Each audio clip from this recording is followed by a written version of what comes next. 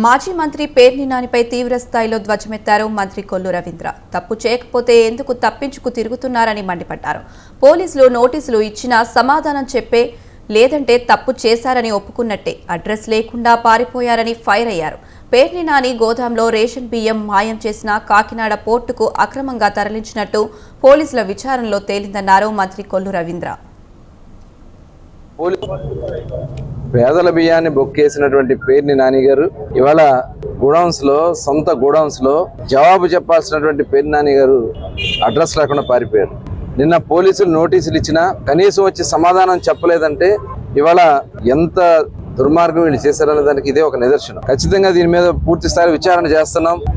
దానికి సంబంధించినటువంటి వాళ్ళందరినీ కూడా చివరికి వాళ్ళ మేనేజర్తో స్క్వాష్ పిటిషన్ అయిపిస్తారు. స్క్వాష్ పిటిషన్ ఎందుకు వేయించారు? తప్పించుకుంటాక మీరు ఇవాళ అడగకుండానే తీసుకెళ్లి డబ్బులు కట్టేశారు. అంటే దొంగతనం చేసేసి డబ్బులు కట్టేస్తే దొంగతనం దొరైపోతారా?